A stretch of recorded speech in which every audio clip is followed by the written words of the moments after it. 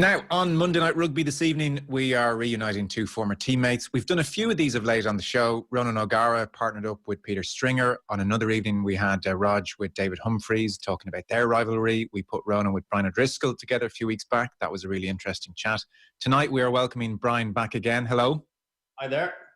And with him, some long overdue credit to our guest. They say he showed young Brian everything he knows about midfield play. A former Irish international, Munster player, 2001 British and Irish Lion as well. Rob Henderson, hello to you. Evening all. He showed me a hell of a lot more than centre play, let me tell you. It had nothing to do with centre play. You two are firm friends, got on very well from the off, I suspect. Rob, do you keep in touch much?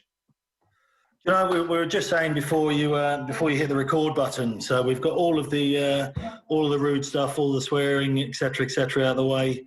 Not as much as we could have done. Obviously, Brian, being an international superstar, doesn't really have time for the little people anymore. It's very difficult for him to get out of that vault of cash that he has stashed away, which is doing him well. Actually, it's keeping him warm in these COVID times. But no, as and when we can, it's normally at events and charity things now. The little people, that's why we've been in contact so much. Now, you see, he's not only got this thing about this the hierarchy, but he's also fattest. I'm not happy about that. Well, I might jump in at a point and you can take me where you want to take me here. So, Rob, I saw a quote from you, and if we're picking up your partnership and where you two kind of started playing together, you had a quote where you said, "My highest and lowest moments in rugby started with phone calls from Donal Lenihan." So let's jump in at the low point and then we'll get to the high point. The low point being the 99 World Cup, I presume, when you're what? You're 26, 27 years old? Yeah, I was 26.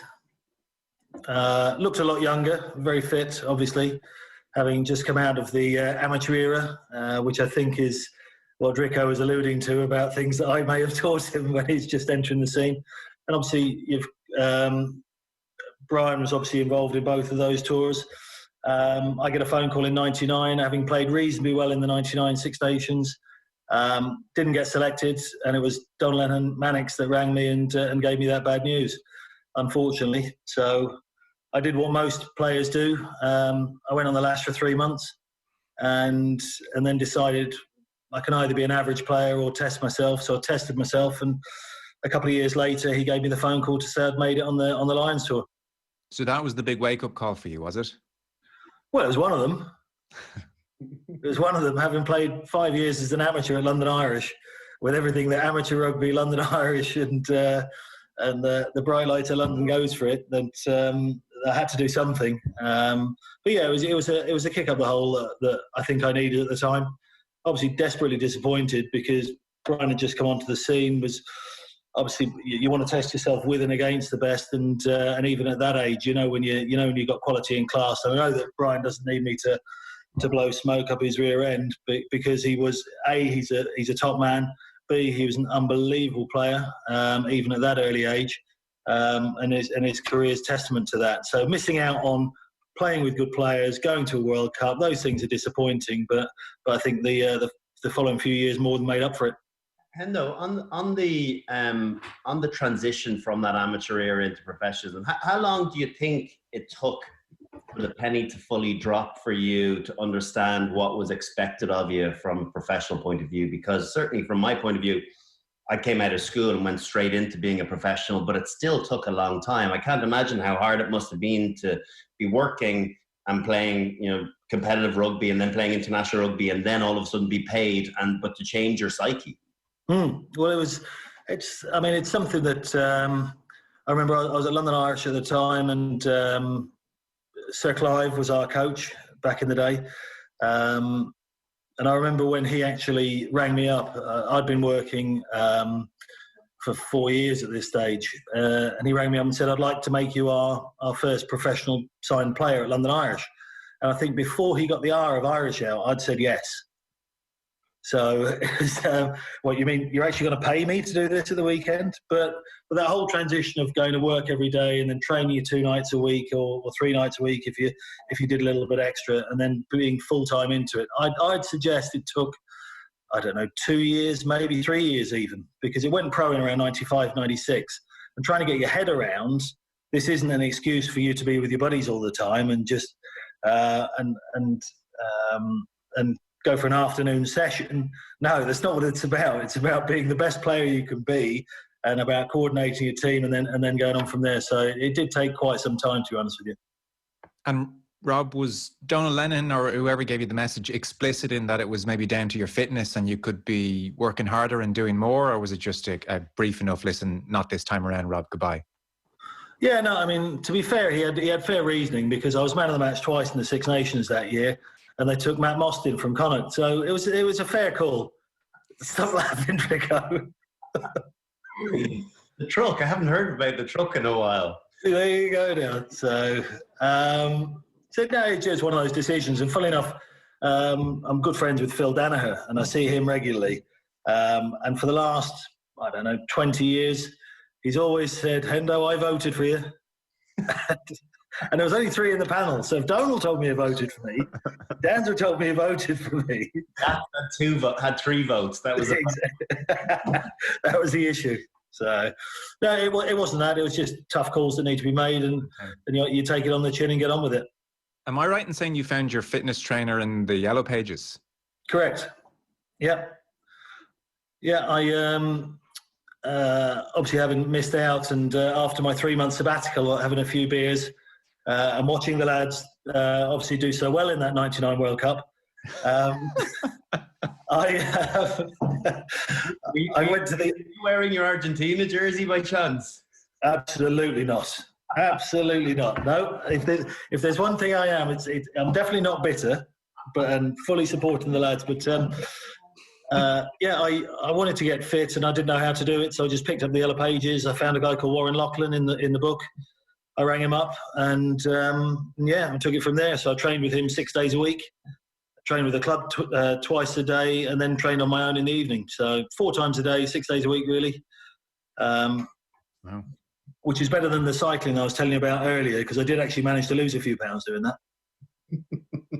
I mean, your training regime, Drico, when you were coming out of school and college, you guys must have been at it almost like pros when you were there anyway, and then you come back out into professional. There can't have been that much of a difference. No, there wasn't really. Like, we were, like, school training was incredible in Blackrock College. Like, the fitness levels, the fitness work we would have done would have matched any professional team at that time. There was a real focus on us being the fittest team in Leinster Schools rugby, and I think back to some of those grueling sessions, and as a professional, I really would have struggled with some of them, such was the kind of physical nature of them and just huge aerobic capacity necessitated. But we did that, and then straight into the Irish Foundation, as it was. The academy was known as the Foundation then, and that was a national thing rather than a provincial thing. And then I was also with the UCD, in the UCD Foundation too, where I got a scholarship. So yeah, we were kind of being treated as professionals, but yet the mindset, I think it's those that you hang around with. You know, when you hang out with people that have been amateurs and had, you know, played in the amateur era, you adapt their, you know, or you adopt their mindset. And there was probably a bigger drinking culture than there should have been in those early years, and it took a while for us to really know when to leave it off. But we had some bloody good times though as well. I look back, and sometimes those are the really great times that you remember. We mightn't have won as many games as perhaps we should have, but it felt as though we'd such a good balance of playing some good rugby, but also having a great time together. Huge camaraderie, great fun together. Look back and think of them as the real standout night and celebrations. Even though we didn't always win games, we still celebrated, you know, playing test matches and the black tie events in the Berkeley court, where you'd be mixing with the opposition. Whereas nowadays, or certainly towards the end of my career, it just became a bit clinical. It became a bit next game focused rather than enjoying that moment. And And now you meet up with, you know, those players that you played with 20 years ago, and you kind of pick up like a friend that you haven't spoken to for ages. You just pick up where you left off. Yeah, I'm not saying that we were a little bit behind, but with that professionalism. But I remember staying in the Berkeley Court, and the Friday night before matches, Axel, God rest his soul, used to bring the pizza in. So we'd have about 18 pizzas on the Friday night before a match, just to make sure we're fully carbo loaded for the following day at 3:00. You know why that got outlawed by Eddie O'Sullivan in the end? It was nothing to do with the nutrition. He was just afraid that we were all going to get food poisoning collectively one time. So he said, I can't have that. He said, you can go and have in-house pizzas here, and that was, by the way, that was washed down with a good half litre of Coke as well. Make sure that if you had any insomnia, it had to wait till 3 in the morning. No wonder we ran out onto the pitch exhausted at times the next day, having had three. But it's mad when you think back. That was just the norm, and sometimes until that habit is broken, do you not realize how crazy those things were? I even think back to the 2001 Lions tour, where on the Tuesday night we played there was a midweek game. Can't remember, against maybe New South Wales Country, and I think you were out with me, where we went out, and I think I had 7 or 8 bottles of beer on a Tuesday night. Day off Wednesday, train Thursday, captain's run Friday, play the test match on Saturday, and didn't bat an eyelid. Whereas now, imagine 7 or 8 bottles of beer, but that's crazy. You see, that's always the professionalism of you, though, Dricko, because you had 7 or 8 bottles, and me and the other lads were langers. We couldn't even walk. Still played great on a Saturday afternoon, though. Rob, give us your memories then. The two kind of things that jumped out to me that we'd ask you about would have been obviously the Lions in 01, which we'll come to, but then Paris in 2000. Give us your standout memories from this remove, or the thing that stays with you the most. Let's start with the match first as opposed to the night. Sorry? You don't mind if I look at you through this, do you? Look through twice, not 3 times. Yeah, there is that, yeah. What do I remember most about it? I remember most that 2 years previously we could have won, and we mucked it up, and I think we lost 19-15. The following year we lost 10-9 at Lansdowne Road, so it was coming.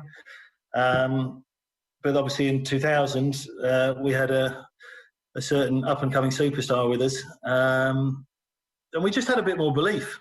We had a bit more belief in it about what we were doing. Warren and Gatlin, like him, love him, loathe him, whatever. I think he was quite fundamental at the start point of getting Irish rugby to the momentum and going in the right direction where it is today. I mean, in '98 he'd put Gatti gets people to send messages through to the Palace of Versailles, and we just read that. That was our team talks. That was the start of it. The following year we probably should have won in Lansdowne Road, and then in 2000, obviously with a younger squad of excellent young players coming through, and a bit more self-belief, we went over and thinking that we could compete with these people. And I was just saying, Dricko, that the one thing that stood out for me in that game was Dennis Hickey.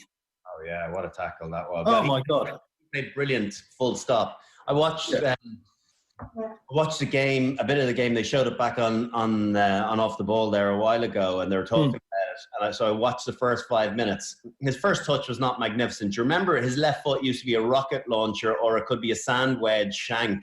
You know, yeah. It was going to be one of the two. So he got a ball within 30 seconds, and he absolutely hoofed it into row Z with his first touch. So I immediately got on the text to him to abuse him about the sand wedge being out. But after that, he was unreal. That tackle on Dalmazo will go down as one of the. So I mean, he hacks it back 40 yards. Dalmazo scores that. With the greatest respect, I think we lose the game. Yeah, it's game over. And actually, that was probably the first of your tries, because you dotted it down when he knocked it forward. When Dalmazo knocks it forward after Dennis had tackled him, you're actually the one that dots it down for the 22. That's right. Yeah. It was the old. I've held it up, but he brought it over. I don't know. So technically, you got 4 that day, but and then obviously everyone played magnificently well. Mallow Kelly with a left-hand miss pass. Oh, I mean, technically, I reckon that he was trying to throw a dummy, but just let the ball go. But coming out and Brian will tell you that there was a pocket of Irish fans up in one of the corners, and with 65 minutes to go, started out singing the 75, 80,000 French that were in there, and it just gave us an extra lift. And being able to walk off that field, having beaten them for the first time since 1972 in Stade Colombe, having never won in Parc des Princes, was just so emotional. And the evening that ensued was as Olympic. Yeah, we've heard. You made 24 tackles that day, by the way. 25, because I tackled a massive fry in the morning. What about the? Do you know what I was looking as well as the second try that I got was like just picking up a lazy line on that on your offload, right? Mm. But if you look at it, you had so much work to do to get it away because Raj committed absolutely no one. He literally started running across the pitch and threw the ball to you without committing one defender. And then those snake hips came in that you probably weren't renowned for. And then what a beautiful ball back inside. Beautiful timing for my little lazy run. But it's hilarious. I know the game has moved on massively, but you think back, it felt like a super tough test match. But then 20 years later, you know, it's hard to talk to, you know, the upcoming players and say that was at the time felt like really hard physical test match rugby, even though it looked defensively a little bit soft. Well, it's I mean, you can look at a game from 10 years ago. I mean, the game's moved on massively from 60, 70, 80, 90, 2000, whatever way you want to look at it. I mean, I just know for a fact that there were no seagulls over that stadium that day because I was sucking every single one of them. It was warm, it was hot, it was and when you defend, it's harder to defend than it is to attack because you're just getting battered and battered and battered and battered. And then when you do get the ball, you don't have the energy to go forward. And fortunately, with the youthful exuberance of Bod, off he went flying around for the 3 tries. I think one thing that you always did, Brian, was you're and this is in training and this is when we were playing matches and certainly in that game, you're always in the right place at the right time. And when you've got a young fella, 19, 20 years of age, that's picking the ball off his toes and skinning Entomac, who basically didn't even lay a finger on you and knew that he was beaten from 15 yards away. I mean, that's the mark of the man. But it's that particular match, representative stuff, whatever, is certainly one of if not my favourite match that I've ever played in, just because of the occasion, the history, and the fact that Drico scored a hat trick, and I was fortunate enough to have a ringside seat. So it was a great game. Am I right in saying it was your mum's 50th birthday? She was at the game? Yeah, no, nearly. It was her 50th birthday, and I'd got a hotel, flight, Eurostar. Couldn't afford to fly her. Eurostar and tickets to the match, and she had to pick the tickets up from a different hotel. And herself and my stepdad Jim, they couldn't find the other hotel, so they watched it in a bar around the corner. No, you're kidding. So they didn't even get into the ground, right? And I didn't even know this until I'd spoken to actually the following morning at about 5:30 with Drico walking down the Champs-Elysees. So so that was as close as she got. So it was her 50th birthday, the lovely Liz, and she never quite got there, but I think she enjoyed the occasion all the same. Tell us about the preceding 4 to 5 hours before the phone call at 5:30 in the morning. Well, funny enough, finished the match and we got together, and I think it was one of the first times, Drico, that they had mixed dinners and they allowed women in. Yeah. So we did that, and then we went down the Champs-Elysees, went to a lovely little nightclub. I wasn't with Brian at this stage, and had a few vodkas with mixer, obviously, because drink in moderation. If you're listening, kids, don't do it. Just have the odd one every now and again, a couple of units a week. left there, and I came back to the hotel about 1:30, and I was pretty full. I was pretty full, to be honest with you. And there was a revolving door in the hotel, and I've gone through the revolving door only the once. And I was walking in, what do I do? What do I do? And I look down, and there's a young bedraggled man in a monkey suit with a bit of drool coming out of his mouth, lying on a chaise longue in the lobby. And I thought, Christ, if that was me and I'd scored a hat-trick and Ireland had won for the first time in 28 years, I'd still be out. So I decided that it was up to me now to pick him up off the couch and to go back through the revolving door and back down the Champs-Elysees, which is exactly what we did. The last thing Brian O'Driscoll wanted was to be dragged back out into the Champs-Elysees, but there you go. Well, in fairness, necking bottles of red wine, eating omelettes, and singing karaoke. I mean, he was like Lazarus. He made an unbelievable comeback. Until that fresh air hit me walking out of that whatever restaurant, bar, nightclub, whatever it was. Oh, I felt better. But do you remember those words when I was heaving up my guts? When you said to me, standing over me, you said, "Oh my God, if the people of Ireland could see you now, 8 hours ago you were scoring 3 tries in Stade de France. Now you're heaving up your omelette and chips on the Champs-Elysees. Oh, how the mighty have fallen." But you see, that's the magic of the man. That you're in Paris, you've got someone honking like a goose, and even his sick somehow managed to turn into an art form. It's just, I don't know what it was. And it smelt of potpourri or something like that. It just wasn't normal. And at that stage you said, I better give Mum a ring. Yes, yeah, I thought that was the right time. I thought that was the right moment. So I gave her a call. She, at that time in the morning, took a few rings, obviously, to wake her up. She answered the phone. "Rob, is everything okay? Everything okay? Everything?" He said, yeah, I'm just such and such. I want you to have a word with Brian, because he really needed to speak to my mother at that time in the morning. So they were both quite cordial on the telephone. She gave me the phone back and she said, "By the way, never effing ring me at that time in the morning again." So, no doubt. But no, it was good. So a serious point for a second. When you get the second phone call from Donald Lenihan and he says, "You're going to be a British and Irish line." Yeah. Tell us about that. That is the fruition of a lot of hard work, as you mentioned earlier on. That must be incredible. Try and describe what that meant. Were you expecting to get the call? Did you think you were in with a sniff? Yeah, well, they'd obviously, when they're doing line selection, they start off with a big panel, then they condense it, then they condense it, and they condense it.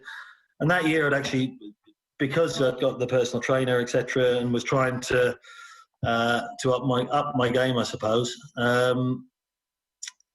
I personally fully expected to go. I really did. Mm. And then obviously when the phone call comes through and it's Donald on the other end of the line and he says, "Hendo, I just need to talk to you about selection." At that point, I just said, "Okay, get on with it." So pretty blasé about it, because I'd had the disappointment before, almost gearing myself up for the disappointment. Mm. And he said, "I let you down a few years ago. I've got better news this time. You're in." Wow. So, and it was basically that simple. So, obviously put the phone down, let it sink in for a couple of seconds, then ran around the house like a lunatic. And I think it was quite late, actually. It was about 10:30, 11 that he called me, and then nipped round to a friend's house for a couple of beers. Magic. You'd scored a hat-trick against Italy that year, though, right? So, you were in great form. And, I think as much as it's a surprise when you hear your name, called out or you get a phone call, I think there is, there would have been 50 players with high expectations to be selected that would have been in the mix. I think there's very few players that come out of line selection going, "God, I didn't think he was going to pick me." Sure. As rugby, innately feel as though we should be backed. And that's why you managed to make it to international rugby, is because I suppose ultimately you do back yourself. So yeah. Well, that year, as you say, I mean, I'd actually had a stint at fly half as well. So I was playing for Wasps at the time, and I think Alex King and Gareth Rees were both injured. So they threw me in to play 10. And I actually scored a hat-trick at 10 as well in the Premiership against Gloucester that year. Total yardage, 6. So it was basically rock on the line, send in the fat number 10, and that was it. But so I'd scored a hat-trick for club, scored a hat-trick for Ireland, obviously, the day after having met Papa, PJ2, Pope John Paul II, which was fantastic. That was it. Do you remember that when Ralla got kicked forward? I wasn't. I didn't. I was injured for it. No, the story about Ralla getting kicked forward. Yeah. So the 3 people are allowed to meet the Pope, and Ralla, who's obviously he deserves his own TV show. He might only get 1 story out, but the series would last forever. He didn't want. He was desperate, obviously, to meet the Pope, and Keith Wood being the captain, and he said, "No, Ralla, please, you do it." Ralla was being a bit hesitant, so Claw gave him a kick up the hole, and he stumbled forward and landed at the knees of Pope John Paul II. And all he could do was lift up his head and grab his ring, give him a kiss just before he get dragged off by the Swiss guard. It was brilliant. But yeah, getting the call was amazing. Obviously, Dricko's got some previous, or had some previous with my roommate, actually, Austin Healy, on that tour. I don't know whether you want to expand on that. Oh, it's been much discussed. I won't make him do that, because I can't. I'm a bit too young to quite remember the build-up. So it's you, it's Brian. There's Will Greenwood. I think there's Mike Catt. Like, how early on did you know that it'd be you and Brian playing in centre? Like, not just British and Irish line tourists, but you're going to be starting the test matches. Was that a big dogfight, or were you in pole position going out there? When did I know? I knew as soon as I'd finished injuring the other 2. Because you take out the opposition, and then they're left with no choices. They have to pick you.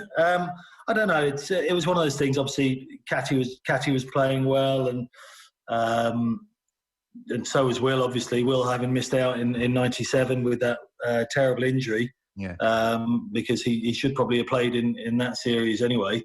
And for him to get injured, I mean, the mark of Will as a player. After one of the test matches, I actually gave him my jersey. I said, "Listen, this is as much yours as it is mine." Because I think he was very, very unfortunate. Would it have been a toss of a coin? I'd like to think it would have been. We're both playing well on the tour, scored a hat-trick on the tour as well in one of the games. So I was at the best I could be. Will was at the best he could be.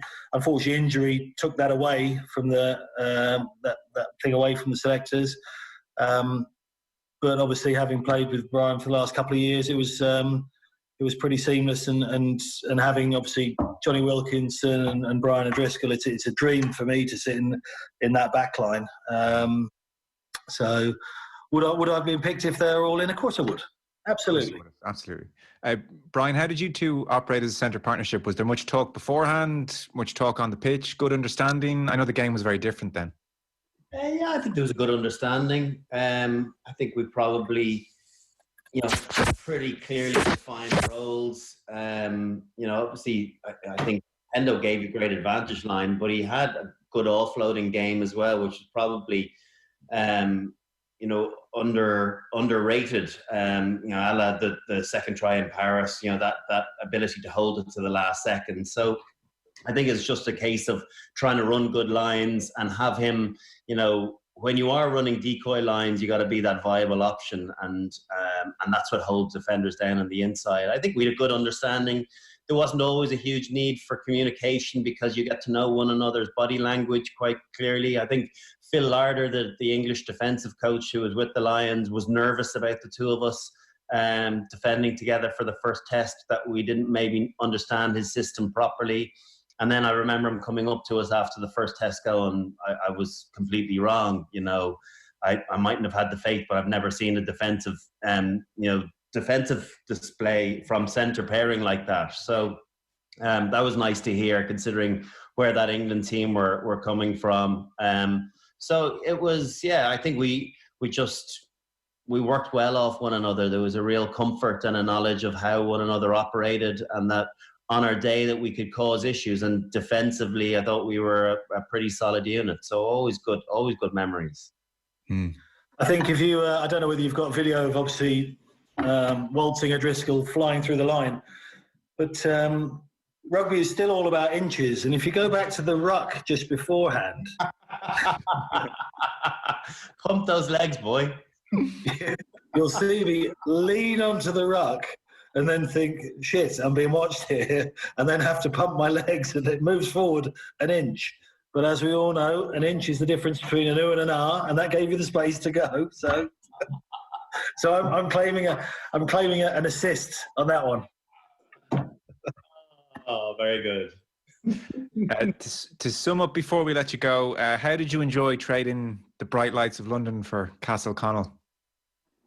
Oh, Castle Connell was amazing, absolutely amazing, and I regularly reminisce with my wife Angie about this. I mean, it was halcyon days. You're playing with, obviously going down and play with Munster, one of the best teams in Europe, with your best mates. And to be honest with you, there was one other fella when I went down there who was a young 18, 19-year-old. There's seminal moments in your career when you go onto a field, and be it training or wherever it is, you say, that guy there is absolute class. And obviously, with present company, you got that immediately with Brian. And when I joined Munster, the one fella that stood out, and after the very first training session that we shared together for Munster, I turned around to him and said, "You will captain the Lions one day, my friend." And that was Paul O'Connell. And when you're blessed enough in your career to play with one of the greatest backs that Ireland's ever produced and one of the greatest forwards, it makes it very, very simple. I think. What did he have in that first session or at that age? Oh Jesus, he was fearless. He was fearless. He spoke. He wasn't shy or intimidated. He had great skills and speed, and he was everything a second row shouldn't be. He was kind of a back at 6'6", whatever he was. He was the complete article, and I think that it's a shame that injury curtailed his career at the back end, because I think he definitely had a few more years left in him. But yeah, just that sheer class. It's like with Dricker. Dricker always had time on the ball. He always never seemed to be going that quickly, but you could never catch him. I mean, when Munster playing Leinster many times, it was myself and John Kelly, predominantly, or Mike Mullins, and it would be up against Das and Dricko.